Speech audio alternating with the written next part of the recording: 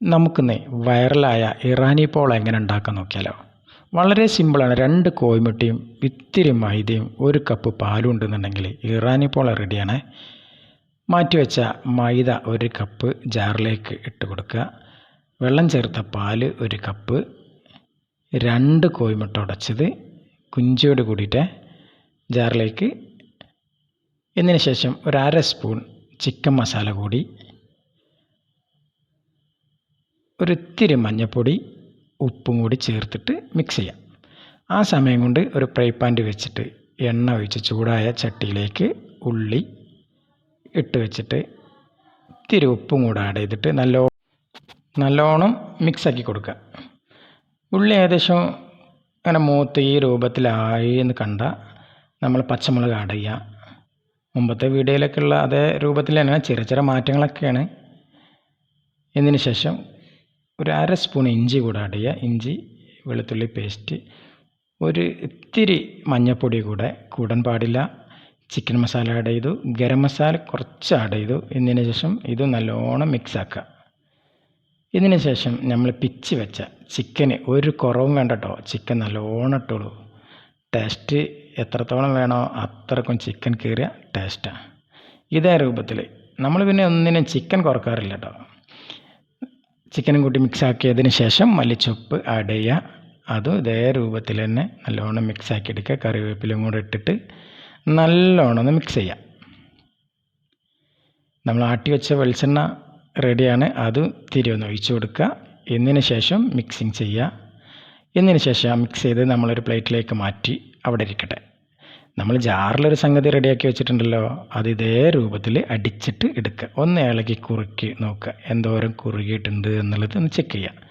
ഇതേ രൂപത്തിലാണെന്ന് കണ്ടാൽ നമ്മളൊരു ചട്ടി വെക്കുക. നമ്മൾ നേരത്തെ മസാല ഉണ്ടാക്കി വെച്ച ചട്ടിയില്ലേ, ആ ചട്ടീനെ മതി, കേൾക്കേണ്ട ആവശ്യമൊന്നുമില്ല. ആ ടേസ്റ്റ് കൂടെ ഉണ്ടാവും.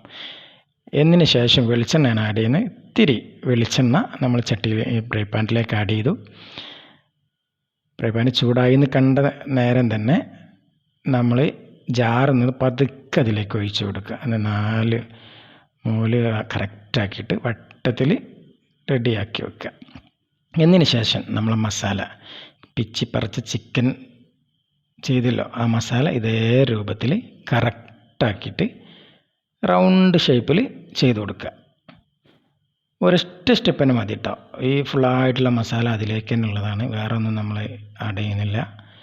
ഫുള്ളായിട്ട് മസാല ഇതിലേക്ക് ചേർക്കുക.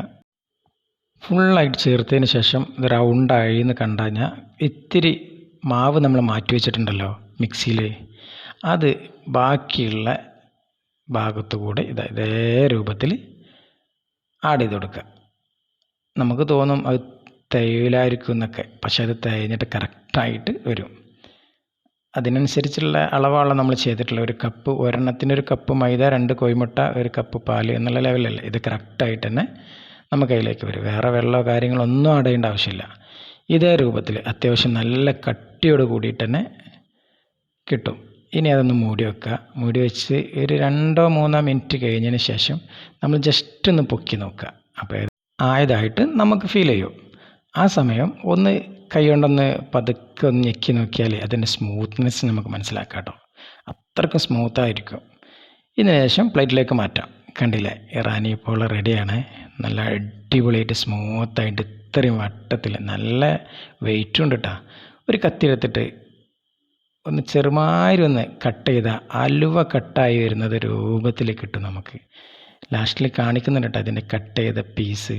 അത് കാണാൻ തന്നെ എന്ത് ചേലാണ് ചേട്ടാ.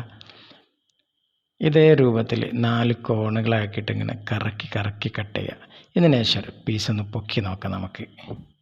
ആ പീസ് വരുന്ന വരവ് കണ്ടാൽ നിങ്ങൾ എന്താ, ആ കട്ടിങ്ങനെ കണ്ട വെറും ലൈറ്റായിട്ട് കത്തി പിടിച്ചോളൂ. വല്ല പ്രസ് ചെയ്തിട്ടൊന്നും കത്തി പിടിച്ചില്ല, ലൈറ്റായിട്ട് കത്തി പിടിച്ചിട്ട് ഉള്ളതാണ് നിങ്ങൾ കാണുന്നത്. ഇത്രയും കറക്റ്റായിട്ട് അതിൻ്റെ മൂല വരെ കറക്റ്റാക്കിയിട്ടുണ്ടെങ്കിൽ അതിൻ്റെ സ്മൂത്ത്നെസ് തന്നെയല്ലേ. ഓക്കെ, കഴിക്കാനും തന്നെ അത്യാവശ്യം കുഴപ്പമില്ലാത്ത ടേസ്റ്റ് ഉണ്ട് കേട്ടോ. നമ്മളെ പിന്നെ മസാലകളാണ്, മസാല ചേർക്കുന്നത് നല്ല അടിപൊളിയായിട്ട് ചേർക്കുക, മിക്സ് ചെയ്യുക. ഈ മിക്സിങ്ങും ഇതിലൊക്കെയാണ് നമ്മൾ ഓരോരോ സംഗതിയും ടേസ്റ്റ് വരുന്നത്. എല്ലാവരും ചെയ്യുന്ന പോലെ ചെയ്താൽ നമുക്കും ടേസ്റ്റ് ആവും എന്നൊന്നുമില്ല.